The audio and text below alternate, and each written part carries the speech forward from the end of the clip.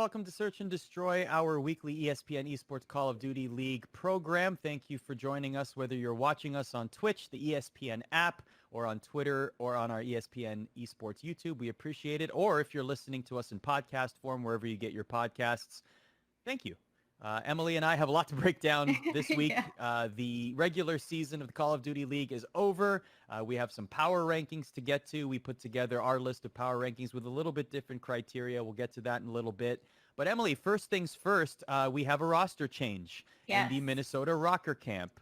And the news is that GodRX, who was definitely one of Minnesota's better performers on LAN, has been subbed out for the playoffs. In comes Exceed, who Coach Saint and the assistant coach as well in a video on the Rokkr's official Twitter account basically said that he injects some youth, some excitement, and also some speed to the team. My first question to you about this news, though, Emily, is it too little too late? I mean, so on the one hand, this is like the perfect time to make a change because this is your last push to champs to see how much money you can earn at the end of the year for bragging rights. Like, obviously, I don't think anyone wants to do poorly ever. Whenever I talk to COD pros, like, the money is actually always secondary. And I think a lot of that is just because a lot of these guys came up at a time when, you were getting paid like 25, maybe like $500. It's amazing. But I think that, it's been a long online season for the Rokkr, right? Like, they have not looked good since the swap. They've talked about this at length. I know Saint talked to you about this on Coach's Corner, about their struggles to have everyone in the same area, and also internet struggles, like mindset struggles and adjusting to being online. And they haven't looked the same, despite the fact that I actually think, like, raw talent-wise, GodRX is one of the best players on this roster, right? Like, as an individual. So right before champs is a huge risk, but it's also kind of the best time to do it in a way, because, I mean, it's at the end of the split, or at the end of the season. Nothing else has been working. And despite the fact that I would have, if I'm a coaching member of the coaching staff, probably just stuck with the same exact roster, especially because GodRX is just so, like, stinking individually talented, regardless of how his actual, like, KD numbers have plummeted since online. But in a way, I think it's kind of perfect timing. Whether it's too little, too late, I feel like we've seen a lot, like, just this past weekend, we saw it with Optic. We've seen it previously with Toronto and Kleenex. We saw it with Awakening joining the Mutineers. Like, we've seen a lot of teams be really revitalized by bringing someone new onto their lineup to kind of just inject something else, like something different. So if it works, they're going to look really, really good alongside some of the other roster changes that we've seen this year, honestly. As to whether it works, we'll find out at champs. Who knows? We have seen examples this season of roster changes that have been very successful and roster changes that have not been so successful. So who knows where this will land. I will say this, though. It was refreshing to hear the honesty from Saint and the assistant coach. I really apologize. His name escapes me at the moment. But his first name is Jake, but I think it's like Reppin, his gamer tag. Yeah, Reppin, yes, Reppin. Reppin and Saint were very honest in that video, and also Saint went so far as to answer questions on Reddit. Like, one of the things that he mentioned was, listen, Jerome is still going to get paid something from champs. He is still pivotal to the success of this team, particularly on LAN. If not for the early push from this team in the regular season before the league went online, we would not be in a position to even be able to compete. Even though every team makes the playoffs, they're still in a position, in part because of GodRX's efforts early on in the season that saw many points accumulated for this team. So they even went so far as to say, if the team flames out in the first round of the playoffs and goes 0-2, GodRX would get all of the money that he would have received had he played. So Exceed would basically forfeit his playoff salary So there's a little bit of a percentage structure, or however it's going to work. He's basically going to get paid, which is good to hear. Yeah, I think so. Like, I think regardless of whether you agree or disagree with the Rokkr's decision, I think their transparency has been awesome. Honestly, like it's been really, really great to see. Putting yourself out there on Reddit after what is looking to be like a pretty unpopular roster change right now is basically like you're putting yourself out there. It's not a position I would want to be in. I'm sure it's not a position they want to be in, but the fact that they actually did it is actually really impressive to me. And excuse me. I also think that it is really important to make it clear that GodRX is going to get paid. Yes. Right? Because like we're talking about someone who before we went online was an MVP. He was looking like an MVP candidate. Mm-hmm. Like he was insane. The last LAN that they played at was when they made finals against the Empire in LA. And they looked really good. He looked great. And he was shaping up like people were like, oh man, he's going to be one of this league's MVPs on the year. And obviously that has not happened since going online. But I think it's important that they, A, like really credited him for that. And B, are going to make sure that he's going to get paid for it. Absolutely. So Easy Mac, who you have seen on this program previously, also is the analyst for the Atlanta FaZe. He always makes his statistics public. He actually tweeted about GodRX's KDA on all three modes, on LAN versus online. And I'm not saying this as a dig to GodRX and flaming him in any way, shape, or form. I'm just presenting the statistics for you as an indication of why one of the reasons might have been for the Rokkr to make this change. So on hardpoint, on LAN, he was 1.27. Online, he was 1.08. SND was 1.45 on SND on LAN. Incredible. Went down to 1.11 on line. And Dom, 1.25. He actually went sub 1 online to 0.92. So yes, there were many people who regressed from LAN to online. He's definitely not the only one and may not even be the example of the worst case, but this definitely factored in. That and speed, I think that Saint really hammered that point home. And you mentioned something interesting in a previous episode. I think this was a couple months ago. Whenever we bring up the Rokkr, we always talk about how Saint is a good game planner. Saint is somebody who always is able to read the game very well. But he also had the feeling that his team was always complete no matter what, right? Like, and he even said it in the video. He wanted to make this team of 5 work as best as possible. He wanted them to stay together through thick and thin. But after the last weekend, and honestly, in the last several weeks tournaments of results that they've played in, they haven't collected very many points at all. So they've had very disappointing results time and time again. So it was almost as if it was like the point of no return, a last resort ditch effort. And that's why we're seeing the change. Yeah, I mean, I think like, I definitely think they really wanted it to work. But yeah, over their past events, like they have not scored points since, 1, 2, 3, 4, 5, 6 events ago. Okay. And it was 10. Yeah. And that tells you how well they were doing up front, right? Because the 5th offline event was the Los Angeles homestand, and that was the last offline event that we had. And that's where they scored 30 points. And then we have, 10, 10, and then 0 for the rest of the season. So it only just continued to decline, which is really frustrating. Like I said, one of the most frustrating things going into this weekend is that, like, at the beginning of the year, if you see FaZe Rokkr as like your first group match, right, you're going to be like, oh man, this is going to be great. Like, it's just going to be gunfight after gunfight. And early on in the season, it looked like the Rokkr were one of the only teams that could keep up with FaZe in gunfights, and GodRX was a huge part of that. And we haven't seen any of that since they went online. Like, none of it. Yeah. Well, let's see what happens as this change is made.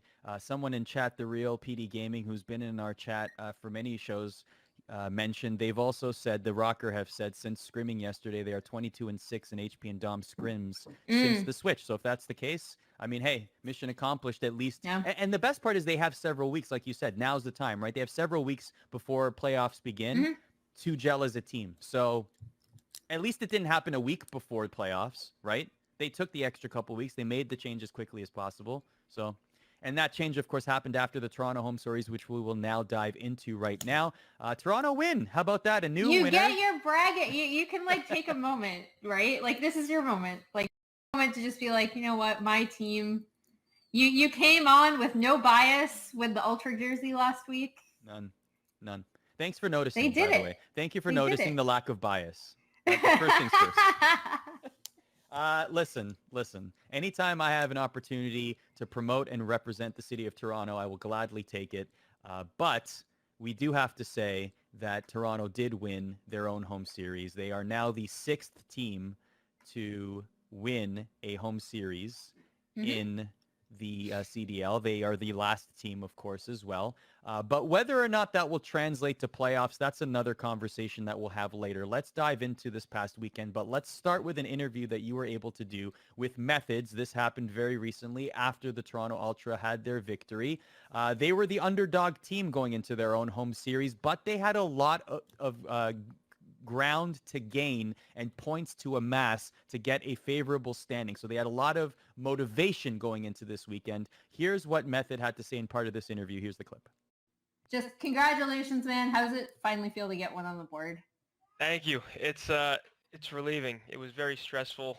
Obviously, there's only 12 teams in the league, only 60 players. You know, it's always in the back of your mind like someone's coming for your spot. You want to win. You want to play the best you can. And falling short for the majority of the year was pretty stressful, pretty frustrating.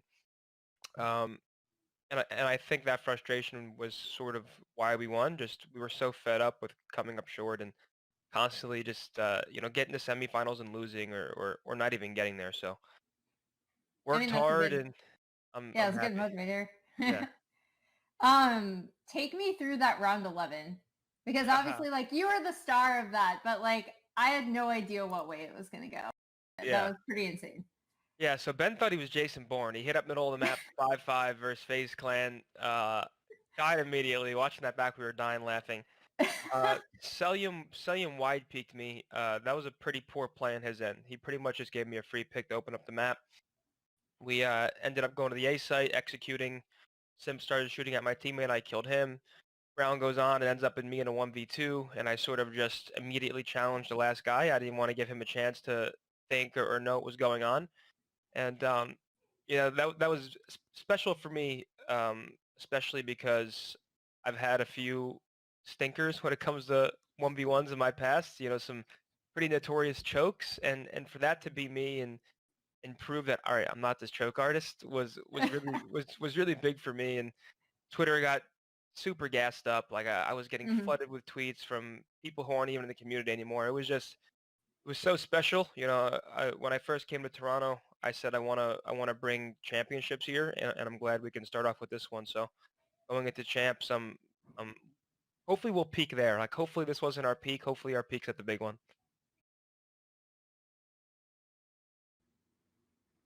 So the full interview will be available on our ESPN Esports YouTube channel, and Emily will have a bunch more interviews coming up. Really excited to show you what we have planned going into the playoffs.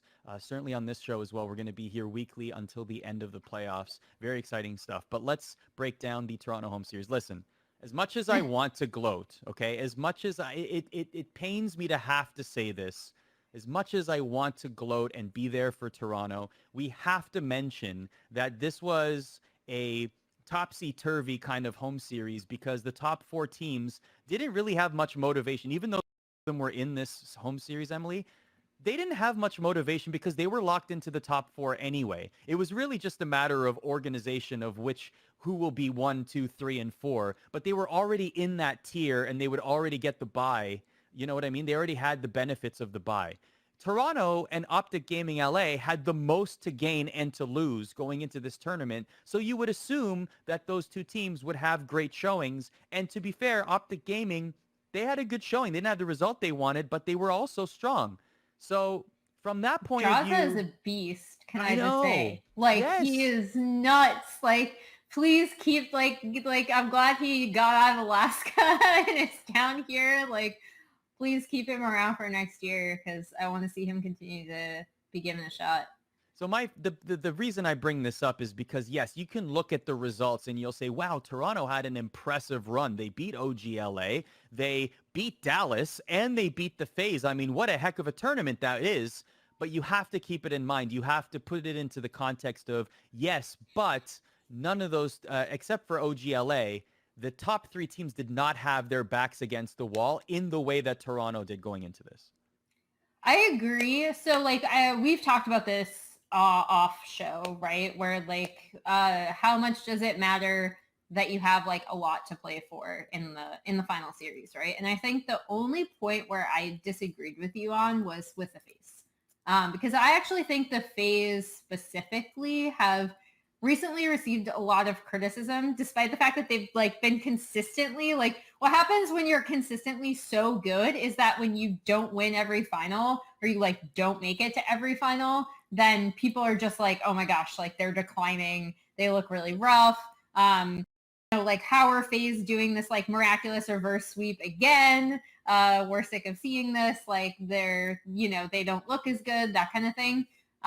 So the expectations for them, I think, were set high very early on because they were the best looking team out of the gate, and they managed to sustain that, right? So even though we've talked about other teams catching up to FaZe, and I think they did, they've been consistently good across the entire season. And I think they were really disappointed in this loss. Like, honestly, this is one of the more visceral reactions I've seen FaZe have to a loss after Methods wins that like round 11, like last minute 2v1, right? Which was a great moment. Like I had no idea which way that map was going to go. And then it really looked like FaZe were going to clutch it out and defuse. And then Methods just comes up huge, right? So yeah. They looked crushed. Like they looked really annoyed. I know, I think it was Simp that went on Twitter afterwards and was like, oh, that was actually like insanely rough. Like they really wanted it. Like they really, really, really wanted to prove that they haven't declined, that they're back. It's not going to be these super close reverse sweeps. It's not going to be because of, like I know some people have cast out on them because there have been some weird technical issues in their games, which has unfortunately affected competitive integrity across the league. And we've already talked about that, so I won't dwell on it. But like, it's, like I think the FaZe are kind of my exception to that, because while I don't doubt that Toronto, like Methods even said it, right? Like they wanted to win this really badly. They knew that they could get themselves out of that bottom tier going into champs, and they did it. And I think the FaZe are kind of my exception to that, because they seemed like just absolutely crushed after like such a close finals. And then additionally, I feel like because expectations have been set so high for them, I feel like they still felt like they had a lot to prove from this. Like people were just like, oh yeah, you're coasting. You got gifted those points from league play in the first week, which we can talk about how unfair the point value system is in there because of how long it took Dallas Empire to catch up despite performing really well after that, first week. But like, I feel like Atlanta was trying to shake off a stigma that they declined, and they really wanted it. And they didn't win in like a very close, like very exciting final. So my exception to that kind of like, we don't have maybe as much drive would actually be Atlanta, because I think they really, really, really wanted it. The funny thing, and I'm going to bring this up when we talk about power rankings as well, every single tournament, home series that Atlanta participated in, their minimum placement was third, fourth place finish. Yep. It's actually insane. Like, it's funny how we're talking about regression. Yeah, exactly. It's like as if we just expected them to win every tournament, period. Yeah, that is the expectation that they set for themselves and that they set for us by winning everything early on. Unbelievable. So I mean, so like it's a good position to be in, and it's also like at a certain point you only have down, right, to go. So exactly. So looking back on some of the takeaways then from the Toronto home series, Optic made it pretty far in the tournament. Toronto wins the tournament. We don't see too much from the Huntsmen in this tournament. maybe a little bit of a disappointing outing there. I guess more generally, I think it's massively disappointing for the Huntsmen, actually. But then I go back to my point about, see, I guess I wonder how, like, they'll never give us the answer, but how much did they care? That's what I go back to. I know they're competitive. I know they don't like to I lose. always assume that teams care. But in comparison to other weekends when points mattered more, like I will like there's no way that I would believe that the level of competition we saw in Toronto will equal what we see in the playoffs or even the first couple weeks of the season, because there feels like there's more to play for every team as opposed to only a certain number of teams. Do you know what I mean? Like if it would be this point would be a little bit, have a little bit more weight if there were teams that were going to miss the playoffs. Because every team made the playoffs, maybe the point is a little muted. But imagine if, say, 9 to 12 did not make the playoffs, like the original format before they went online, right? And then all of a sudden we're in this situation where, okay, there's 5 teams that have made the playoffs already and then 3 teams that have not made the playoffs. Those 3 teams, of course, they're going to play their hearts out because it's life or death. It is a playoff situation for them, right? And Toronto and Optic were really the only teams that had the most to win and lose in this tournament. So I guess for Huntsman, I'm just like, yeah, but look at the people on this team. Of course they're going to find motivation when they're in their playoffs. Do you know what I mean? Yeah, I mean, I still think, like, Chicago could have, like, I wanted to bring this up because I wanted to double check that awesome, like, slider graphic that someone posted to COD Competitive last week. The Huntsmen still could have technically finished first, and that is a much better, like, I still think that is something to play for. I know, like, you and I are just gonna have to agree to disagree on this. Fair. I think, because I want to believe the best. Like, I always want to believe that everyone's always trying their best, right? So I will admit that despite if you the fact that player, I watch Chinese League of Legends, where that does not always happen. I was going to say, if you ask any player, of course they're going to agree with what you're saying, right? Because I don't think any player is going to admit, oh, yeah, we didn't care about this weekend. Like, if you ask the Huntsman, honestly, I was listening to the podcast with Hex and Andy Miller that they do, the NRG podcast. Yeah. They said the biggest complaint for them was the start, the pause glitch. That was, like, the thing that tilted them the most. And they were like, no, we're fine for playoffs. It was really the pause glitch that bothered us the most coming out of this weekend. I mean, I would also be tilted if I were them. Like, I know, like, we definitely don't want to focus a ton on, we really don't want to focus a ton on, like, more bugs. But that is just a massive tilter, right? Like, it's like, and when we talk about that, when we talk about that Optic series, it has to be like, I hate that we have this. Like, I hate that that's a thing. Like, I hate that whenever I talk about something like this, it's just like, I have to qualify it, like that's just super, super frustrating that it even happens. But, like, if I were them, I would also be tilted off the face of the earth at that. Like, wouldn't you? So, of course. I'd be tilted. It was Ultra, not with Optic, by the way. Yeah. I was thinking of Optic previously from last week.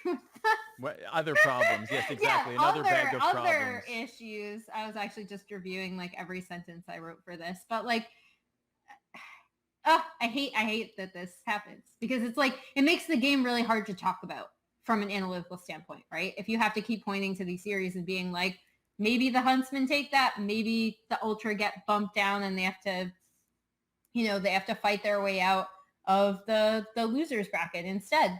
Like, not to take away anything from the Ultra, because I think they played the best I've seen them all year this past, like, thing, but it's something that we have to keep bringing up. And I do think it definitely affected the Huntsmen, because that is, someone just lags out and you can't pause. Like, why? Like, how is that even appropriate for a competitive game? God, I didn't want to talk about this. It just makes me so mad. I feel like every episode of this is Emily gets mad about something else in the game. So I'll shut up now. It's really frustrating. No, please don't. Do not shut up ever. Please. Well, we're gonna touch on the mini-map thing later. Yeah, let's. So yeah, we'll talk about that a little bit later. I jumped to it too soon, but let's talk about a team that was not part of the Toronto home series and are probably the most upset of any team, and that is the Paris Legion. And Mm-hmm. a part of me is happy that we're talking about the Paris Legion because we never talk about the Paris Legion. Let's be honest. They made the finals once. If you were to go back and do a stat on how often we talk about teams, they would 100% be 12th on the list. Yes. Not because we hate them, certainly not the case, but just because there are so many other storylines from other teams that we focus on that Paris rarely gets that spotlight. But now they are in a situation where they were 8th in that 4 to 8 or 5 to 8 category going into the Toronto home series, and due to other people's results, they didn't have their fate in their own hands, and now they're 10th. Mm-hmm. Now it's even more tough for them. Unlucky. That is tilter. Especially since, again, like, I think they looked the best they have since LAN play at their past event, right? So yeah, it really puts them in a tough spot, but they also knew that, you know, they put, like, one thing we credited Paris for last week was the fact that they put themselves in one of the better positions to succeed, right? By like overperforming compared to expectations. And unfortunately, their previous performance did not give them a lot of leeway because their destiny was not in their own hands. And it's not even something like where the Empire can point to the first week of league play and be like, this is being overcounted, because Paris actually did really well in the first week of league play. So that actually helped them like even be in a position to try to escape that bottom part of the champs bracket. But unfortunately, it didn't work out. So, I mean, it sucks when you're in that situation, but I also, you know, I don't think that outside of like their most recent performance where they put themselves in the best position to succeed, Paris have looked, you know, wildly inconsistent, especially since we moved to online play. So we're going to do a big playoff preview at some point before the playoffs begin. I just want to touch on the playoffs now that we know now that we know the matchups, I should say. Let's just get initial reactions on what we have so far. So let's start with the elimination round because those are do or die matchups. We have two of them. We have the Battle of LA, Optic Gaming taking on the Gorillas, and we have Paris, who we just spoke about, taking on the lowly Seattle Surge. What are your initial impressions of both these matchups? So Seattle, I would not blame Seattle players for just being completely tilted for this entire season. I still think Octane is like absolutely, I mean, everyone knows he's an insane player, but it's worth repeating. If they both perform like they did at their past two events, I think Paris takes it, but it's probably a messier series than what I expect from OGLA and the Gorillas, unless the Gorillas have done some like serious boot camping and improvement prior to appearing at this, because LA Optic looked so much better. Like they already looked pretty like a little bit invigorated when we saw Jaza and Hollow with them previously last weekend, but this past weekend, like Jaza, like I said, like he's good, like he's really good. And if they can get like a stronger synergy down with that team, I think they actually, you know, they can make some noise coming out of this bottom bracket. Speaking of, and we'll talk about this in the Subliners Rokkr matchup, which is in winners round 1. Speaking of picking up players, Saint also mentioned on Reddit at one point he was considering signing Awakening before the Mutineers did. And can you imagine, just imagine for a second how the fortunes might have changed, right?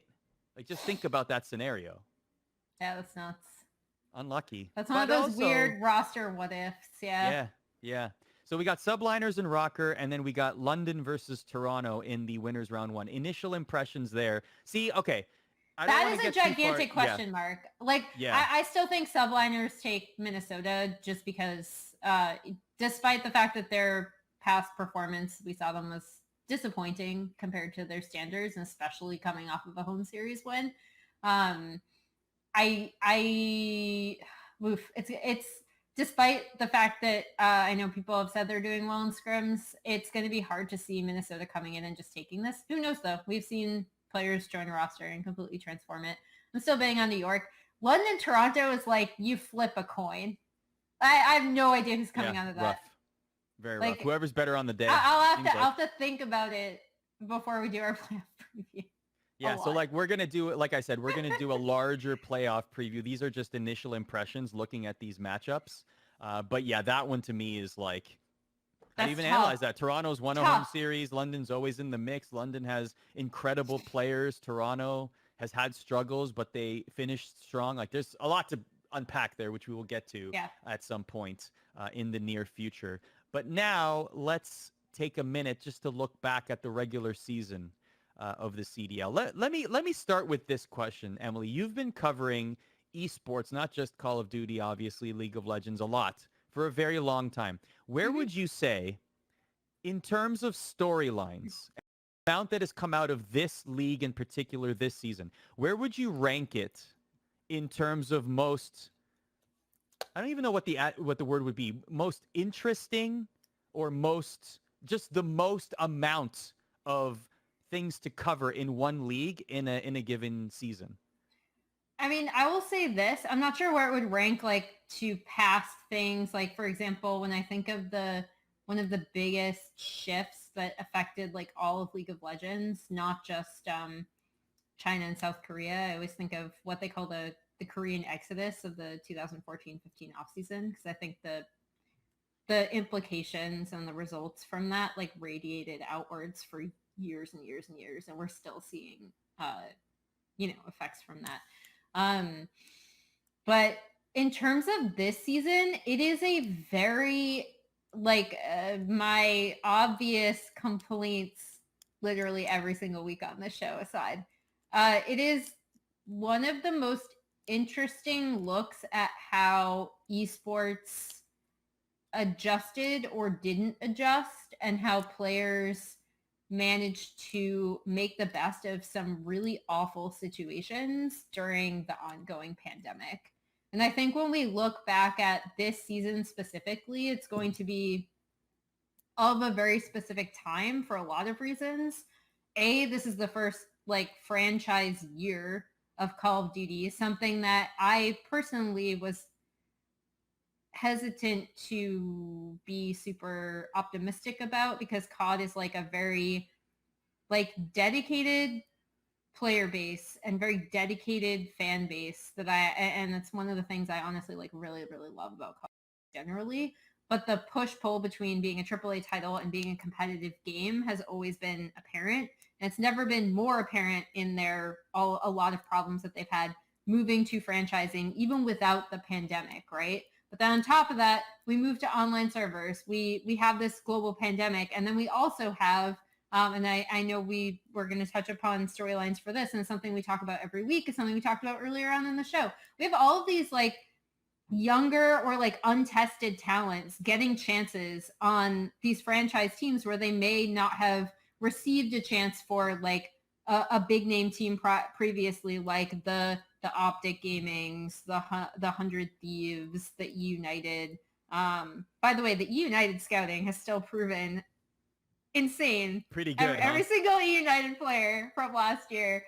But yeah, like I think there are a ton of storylines from this season, and I don't even know like the full implications of this year, and I don't think we will until like years down the road, honestly. Which is what makes it such a weird, interesting like time capsule that I think people are going to return to and pick apart.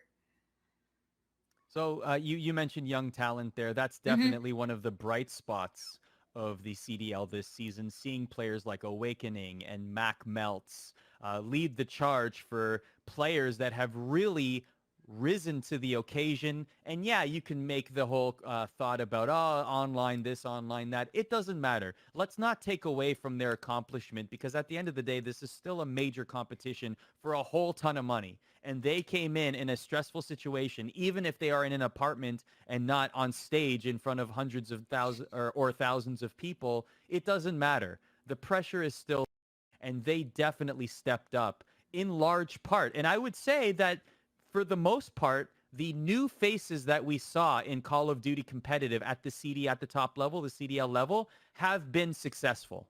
And that's great to see. Yeah, it's something that, like, again, like whenever I hear franchising, I get really hesitant, because sometimes even with, I think, a little bit more leeway, because you're not going to get kicked out of the league, right? If you perform badly, teams aren't always willing to take chances, and they aren't always willing to sign players when they're doing badly, and they're not always willing to take a risk on someone who is untested. But we've seen more times than not when these rosters have taken chances on bringing in younger players that, you know, people had doubts about, they've succeeded. And that is actually really awesome to see. And it kind of piggybacks with what you and I talked about with several players during launch weekend, which is like, I can't believe we're hearing cheers for our team, because previously it was always like Optic or FaZe or 100T. And maybe United in there. And like the fact that they were individually getting fans, the fact that it gives people who may not have had like a like as big of a brand or as big of a face, forward face in Call of Duty esports. I've really loved that about franchising, and it's been really refreshing to see, especially when compared to certain other franchise leagues that I know of, calling out you, North American League of Legends. Yes, that's right. That's right. So in terms of other lines this season, of course, online, of course, the game, of course, the bugs, etc. You've talked about this at length. You can bake this into your answer if you want. This is how I want to ask it, and then feel free to take this however you like. I wonder, let's say in 10 years, when we look back on this season in particular, right? Mm-hmm. Are we going to be talking about, I mean, obviously we're going to be talking about the pandemic and how that affected the league, but how much are we going to focus on the game itself? And how much are we going to focus on the issues of the game itself when the pandemic becomes the primary focus of the season in 10 years to come? What do you think? I see what you're doing, Arda. I think it has to be mentioned. Oh my gosh, like the lack of developer support, I think is, and I know people are gonna, like, certain people are gonna beg recency bias because this is the game we have, right?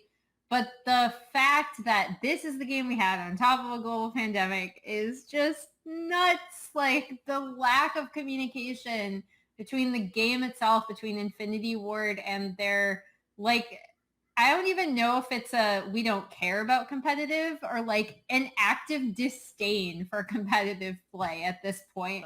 But to answer to your actual question, I do think it's going to depend on champs, and it's going to depend on whether they're able to fix bugs like this one. I'm pointing at this sign that says, "In Modern Warfare, I can see your mini map," and I think that's beautiful, which is a kind of a cop out of the like speaking different languages meme. It is the fact that this exists, the fact that you've had pros apologizing on Twitter for having to bring this up, probably maybe because they've been fined in the past for bringing it up in a different way. But you've had them bring up like the overwhelming lack of developer support for this. And like, that's not even like, some things are the league's fault, like the referee, like BS, some of the inconsistent rulings, the server issues. Like I do blame the league somewhat for that, but this stuff is out of their control. And to have a game like Modern Warfare on top of everything that's going on, I think it has to be mentioned when we look at this in a few years. Because it's just ridiculous. And if Champs is affected by this bug and it's not fixed, like they have plenty of time to fix it. You've got to fix that because there's no way that you can guarantee people will not be using it. So either everyone's using it and everyone's seeing each other's positions on the mini map, and especially in like respawn mode, you could like suicide just to see what's going on. Right. Like that's ridiculous. Like that just makes it completely uncompetitive. And I think regardless, it's going to be looked at as a terrible COD. People are calling it the worst COD in competitive history. If this is not fixed, it is definitely the worst COD game we've ever had in competitive history. I agree with you. I'll stand by that. I agree with you. I agree with everything you said there. What I would like to add is I do believe it is unfortunate that this is happening in year one of this pivotal moment in Call of Duty competitive.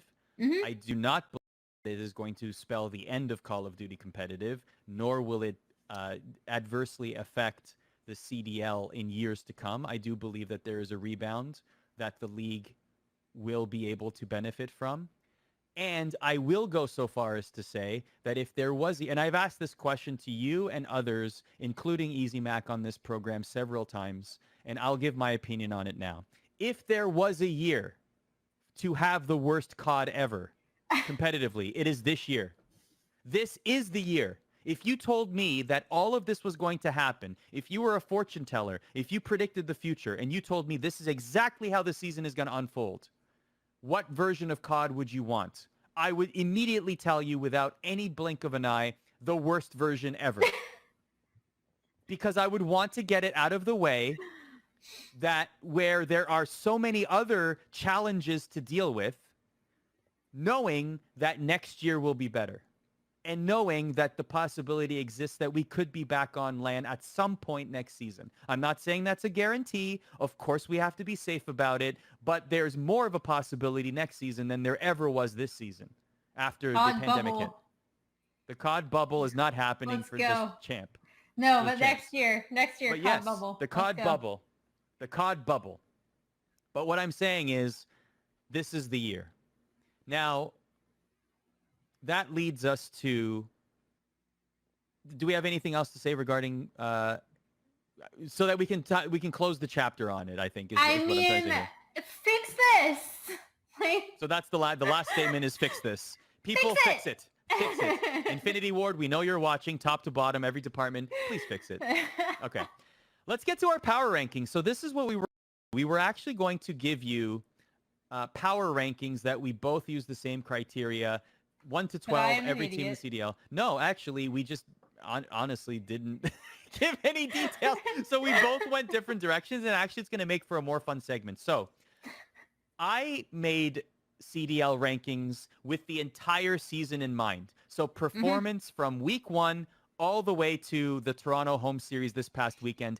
Everything is factored in, and the early LAN days are also heavily weighted. So that was my approach for making my power rankings. What was your approach?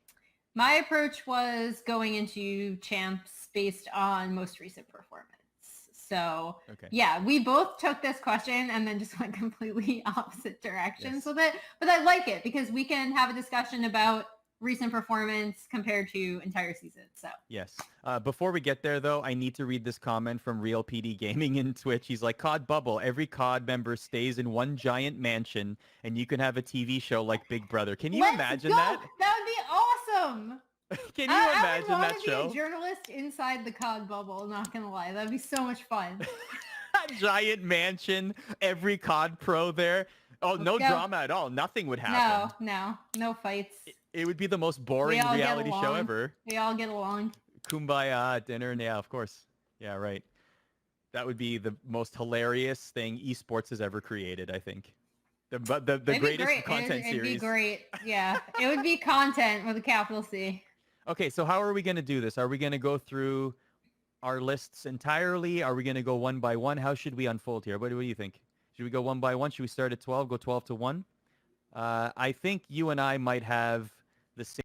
I'm guessing we have the same 12. Let's go. Oh, wow. We Not don't have the even same close. 12, Wow, according to our okay. producer, Wow. Jarrett. Yeah, Jarrett Jared is chirping me in my ear being here. like, all right. My number Let's 12 was go. the Seattle Surge. That was mine. So my number 12, and this might be another difference between like going into champs and overall, is I put the Los Angeles Gorillas just because their Okay. most recent performance was super disappointing. I do think the addition of like the roster changes that they made did inject some life into the team. Their S&D was looking great. Honestly, like one of the best in the league for like a really short time period. But after their most recent performance, it's really hard for me to see them going anywhere at champs, and that's why I put them last. It was a tough one for me. Like I put Seattle last because they've only gotten 10 points in the last 4 home series that they've participated in, and LA has gotten 30. But then again, you have Octane, who, like, the funny thing is Poor like, Sam. Oh do my we gosh. know? By the way, chat, can I just say Octane is actually tied? Get this, tied for highest KD all season. Of course he is. He's insane. Like Like, anyone look who at his doesn't know team. that Octane is like absolutely insane player. Yeah, but it's just like it's like the years that, like, imagine like Michael Jordan in the 80s where he was on a losing team and not making the playoffs, or Mario Lemieux on the Penguins in the 80s or something. Like LeBron James before he was making NBA finals and missing the playoffs, right? It's like it's unbelievable that we have somebody with statistics that shoot to the moon and Yeah. his team is in such despair. Yeah. It's like incongruent in a way. Yeah. So that's As an why I had aside, them last. I highly recommend his YouTube videos. They're very fun. So the LA Gorillas also, like you were mentioning their SND, I would say that there are many, like Spartan Vivid were a good injection into this team, a positive step in the right direction. I think they would have probably hoped for more from them, especially given the results that other rookies / new faces on other teams were able to accomplish. I think that's a fair statement. Yeah, and Blast. I mean, I think bringing them on again, like we did see it after like their first performance aside, where they just hadn't scrimmed together like outside of a few days. I do think they were again a necessary like youthful injection of talent, but at the same time, it never came together outside of like a few really strong S&D performances, which is why I just don't see this team being able to go very far at champs. Who's your number 10? My next one on the list is Seattle Surge. So number 11. Yeah, your yeah, number 11 is Seattle. yeah, LA last, and then Seattle second to last, despite Octane. So we flipped on 11 and 12. So let's go to number 10. So my number 10, this is actually where I think we're going to disagree vehemently. And a lot of it has to do with qualifications and how well I expect them to do at champs, because this is actually where I put Minnesota, and it like breaks my heart to do so because of how I love this team so much at the beginning of the year. They were so good. I really loved that. I loved the roster that I loved how they worked together. I loved talking to those guys at events.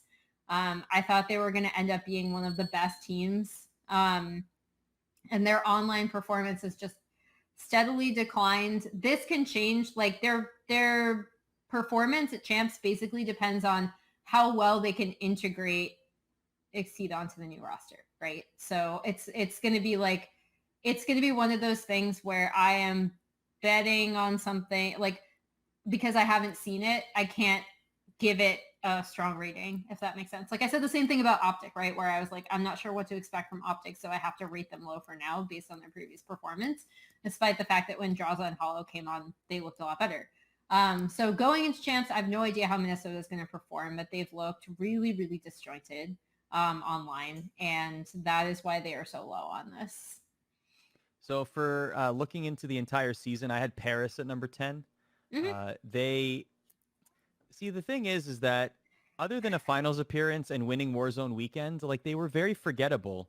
And this The actually, Warzone weekend is still hilarious because it was just camping. the camp in the house and just wait till the end and you get 4 kills and you win. Great Yeah, let's job. go. Great job. You still got the money. The funny thing is that they actually had a very solid first 2 tournaments. Or sorry, inaugural weekend, they got 20 points, and then they came in 3rd and 4th in the London, the first London home series. So they were actually off to a decent start.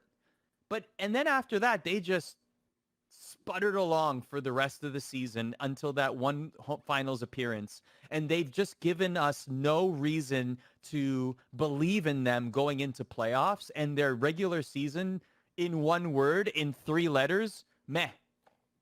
Yeah, I mean, so I'll talk about now because they're actually my next team on my list. Sure. They're number 9 for you? Yeah. Okay. So again, like Minnesota's recent performance is why they're so low.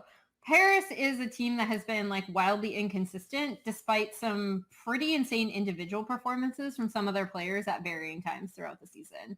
And that's why it's like really difficult for me to bet on this team because like, you know, if Zed is popping off, if Luca is popping off, if Kismet's popping off, like there's still no guarantee that they'll be able to translate that into series wins. Like we've seen them translate into like map wins, but not series wins until recently, right? So it's just really difficult to bet on Paris because they've been wildly inconsistent throughout the entire season. So my number 9 is, now remember, mine is the entire season in consideration, and Emily's is power rankings as of today. Number 9 for me is Optic Gaming, and that's definitely heavily weighted for the first 3 quarters of the season before the Draza and Hollow switches. And actually, I thought that things would get much better with the addition of Chino, and that didn't play out as well as I think Optic would have hoped. But still, they did get some inspired performances from Draza, as we saw, especially in the Toronto home series, like you mentioned. So I would say they are in a much better position, and anyone would probably agree with that today than they were in the first half of the season when they were really seen as a team that was on a sharp decline despite having a heavy, heavy-duty roster of past champions and esteemed members of the community, including one Austin Litigote. So I just, it's painful.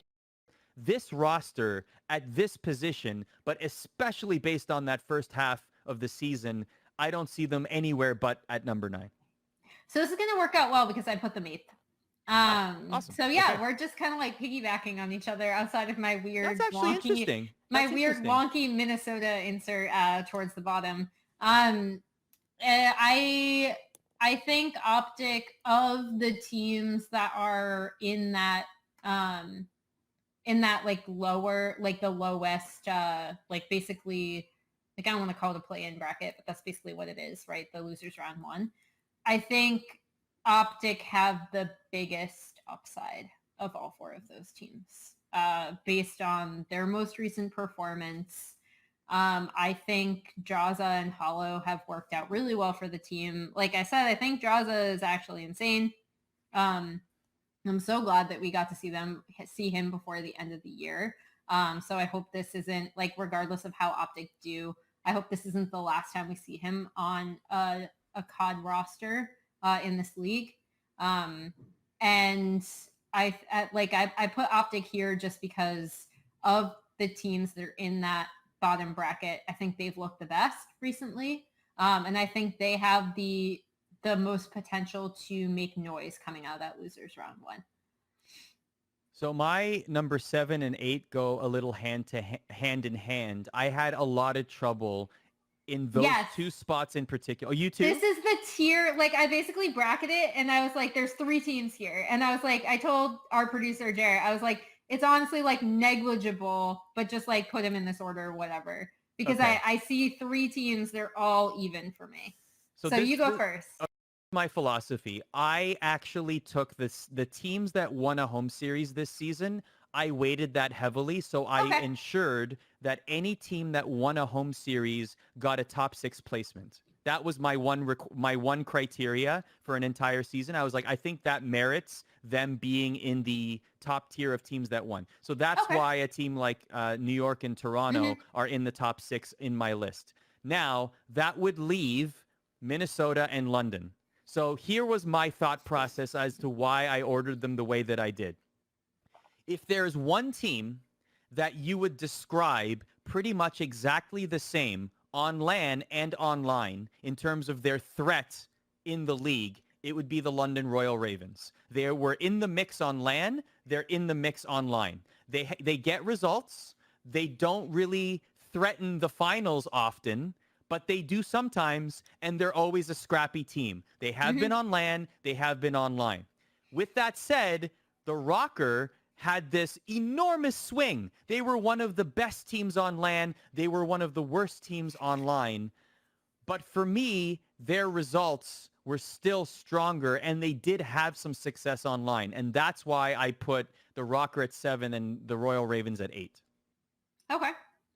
I'll go through, I don't know how Jared wants to present this on graphics, but yeah, I'll go through my bulk of teams, right? So this is my this is the mid tier you're going to talk about? Okay. The mid tier of teams that I really see is like even for different reasons. I agree with what you said about Royal Ravens. They're like just, and I mean, I even said this to Scraps and Westgame and I interviewed them. They're just there, right? Like they're just below breaking into actually, you know, getting to a final, winning a final.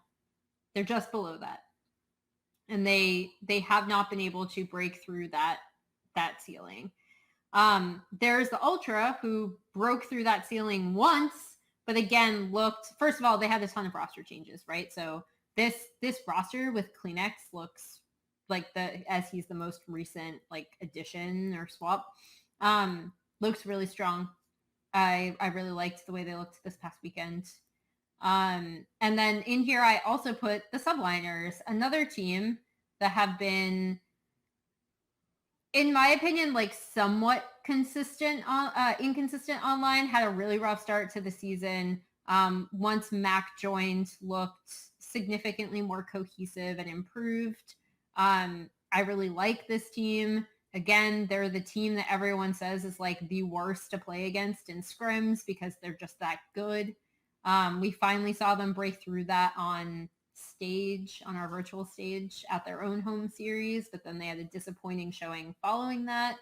So I see these teams with like varying highs and lows outside of the Royal Ravens, to which you pointed out, they've been like really pretty consistent in terms of like their actual play and performance and general placement.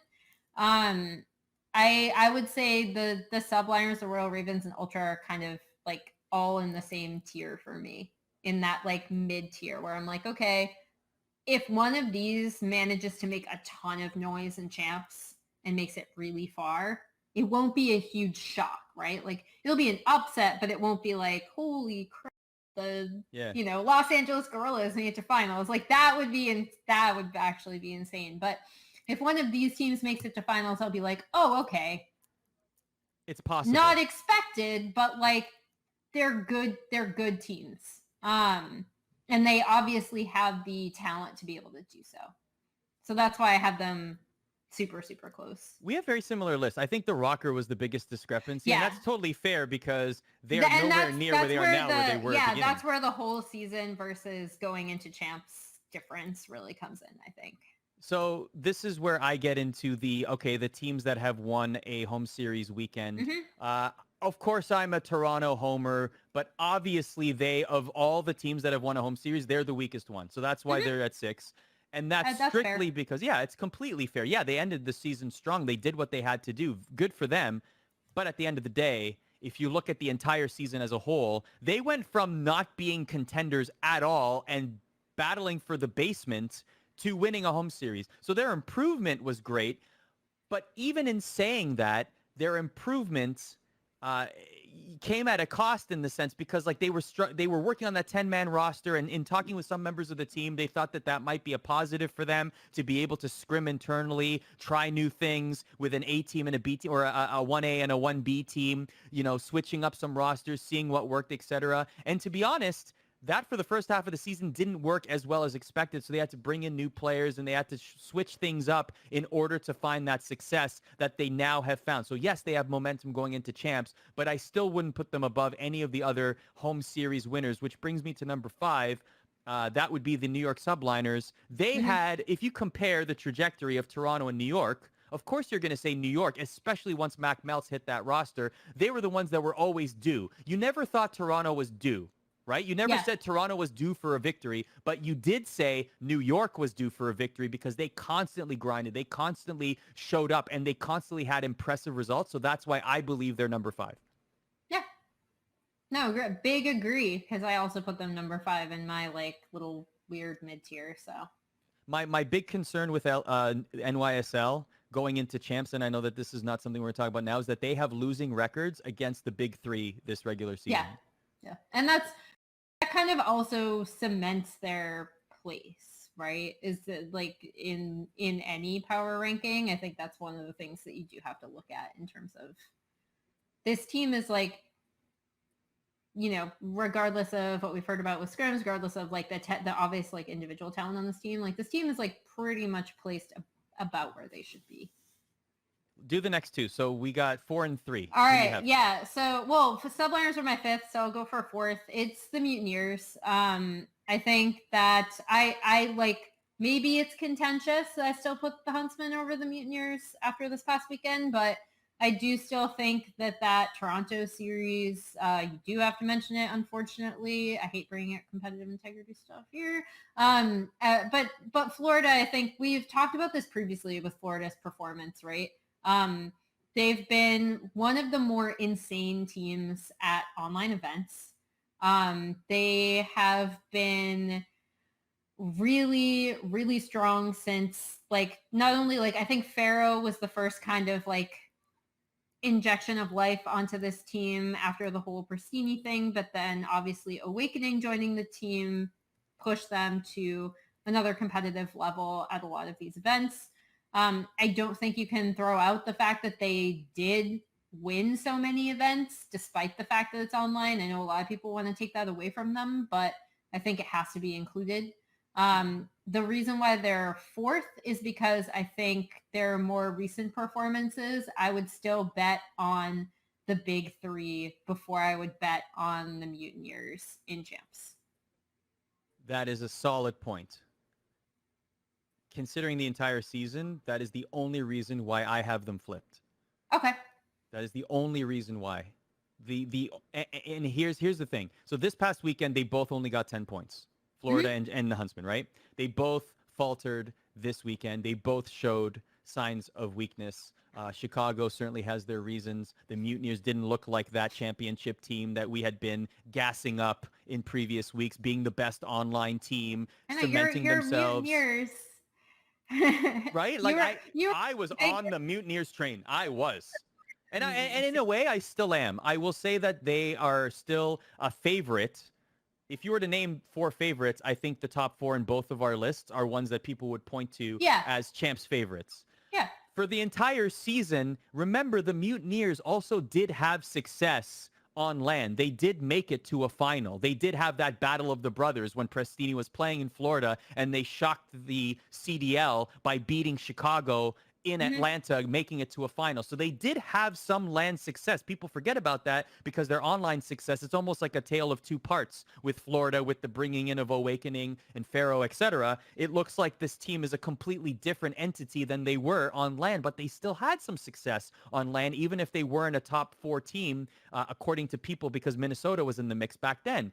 But they have had so much success online for the entire season. Beyond that, I have to put them above the Huntsmen for that reason.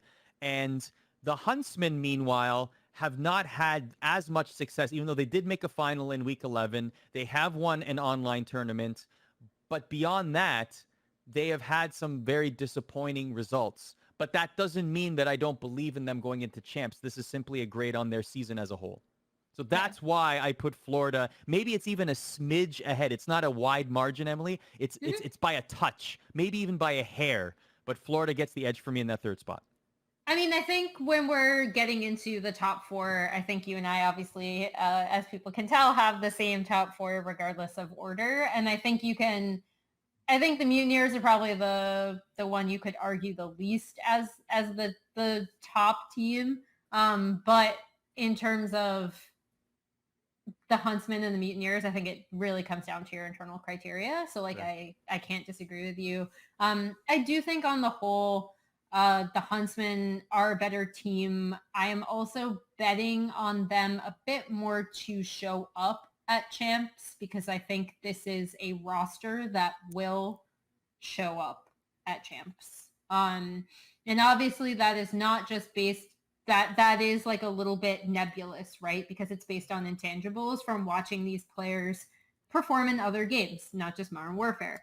But I do think that I like this lineup a lot.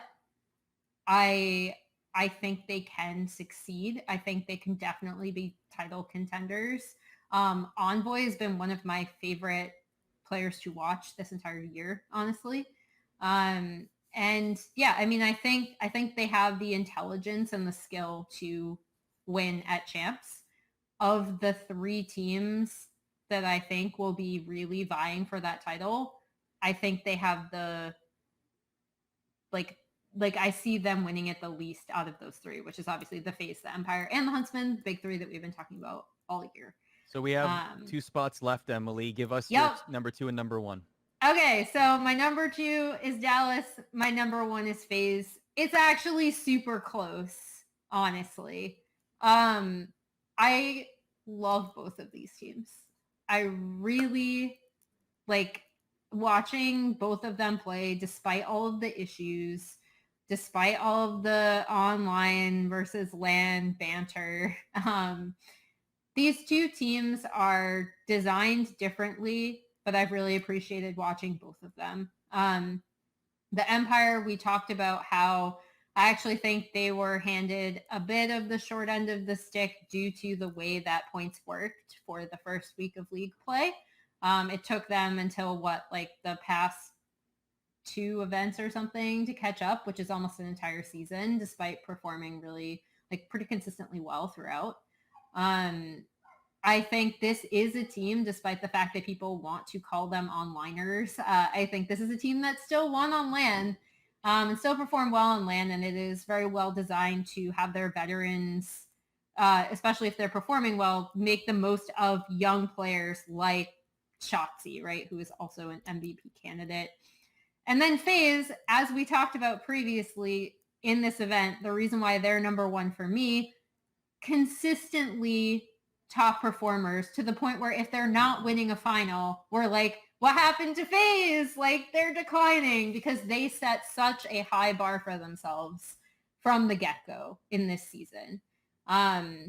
And they've been consistently at the top, regardless of whether it's been LAN, regardless of whether it's been online. They were the team that looked the most comfortable in this game from week 1. Specifically, I think because their SMGs are just insane. Yeah. And this is for the most part, outside of some wonkiness towards the end here, it's been an SMG game. And yeah, I mean, I love watching both of these teams. I'm giving the edge to FaZe for the reasons that I said. But these are my 2 favorites for sure. I labored over this. I really did. It's hard. No, but all the points you're making make so much sense. And on any other day, I would have the exact same opinion because it's so logical.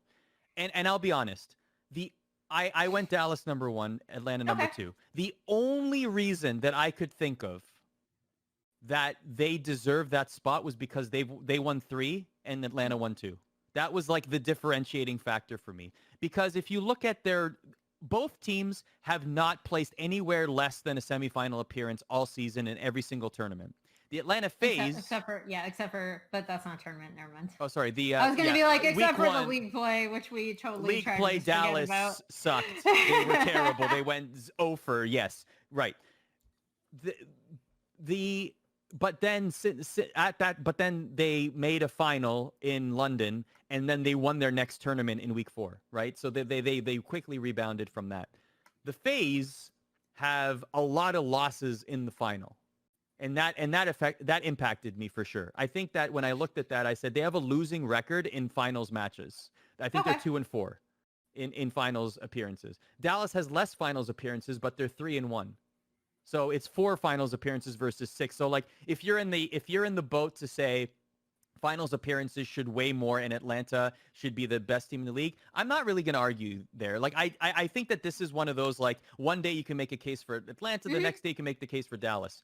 I guess in terms of winning percentage in the final, that's where my differentiator was, because you can pick apart the teams, or you can pick apart like Simp's records and Tiny Terrors and the youth and the fascinating team that Atlanta has versus the experience of Clayster and Crimsix and the rookies that they've been able to mold on that team. Like, there's so many different arguments you could take for both teams, and really many people would consider them 1A and 1B. But at the end of the day, for me, the 3 chips was really the differentiator there, that they were able to get one more in less finals appearances than Atlanta. So that's why I put Dallas first here. I don't disagree with anything you said. Like, honestly, it's like tough. if you take away that first week, right, those 20 points, these teams are completely tied. They are. And maybe I should have put more weight on that first week where they absolutely sucked. I don't think we should. They've long since recovered. Let's be real. Yeah, they've recovered. I feel like people still bring that up though, right? They're like, well, they sucked at the beginning of the season, and it's like, they did really well in their second tournament, actually. Yeah, like what they do. So before we go really, really quickly here, there's been a lot of talk and rumors about the next edition of COD. Please, Treyarch, save us. Yeah. Have you seen the Doritos bag, people? Have you seen what was on the Doritos bag? If you haven't, here it is. Do you see the logo on that Doritos bag, people? Do you see clearly labeled there, Black Call of Duty, Black Ops Cold War? Do you see it? Let's go. The spoiler on a Doritos bag. How else would you like to be spoiled for the upcoming COD that has yet to be announced? Except on a Doritos bag. Right now. Yeah. What's your favorite flavor, Emily, of Doritos? Just the original nacho cheese, honestly. Yeah. It's a classic. It is. Like, when I think of Doritos, I think of that. What's your opinion on Cool Ranch? It's okay. I don't hate it. So, I don't love it as much as nacho cheese. My hypothesis is that Cool Ranch is the most polarizing chip flavor of all time. People really feel strongly about it. Yeah, I don't feel strongly about it either way. You either love it or you hate it. We don't know what flavor of chip this spoiler appeared on. We can only assume that it was all of them. But we did try to go to the website, and it does not exist. But this is a win for snack foods. So junk food, you win today because you revealed that the next Call of Duty will probably be Black Ops Cold War on this. This is the greatest Photoshop of all time, which is probably not. So there you go. Now you know. We look forward to an announcement. We also look forward to next week's show. We'll bring you... And by the way... go subscribe to our YouTube channel /ESPN Esports. Emily's going to have a whole bunch of interviews. I believe some MVP candidates might be on the way. Every single MVP candidate. So that's awesome. So we're going to have a chance to speak with all of them. Their life stories. No, not really. There you go.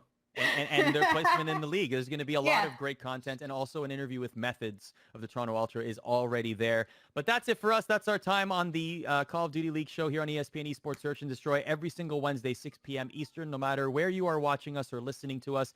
Thank you very much, and we'll catch you next time. Thank you.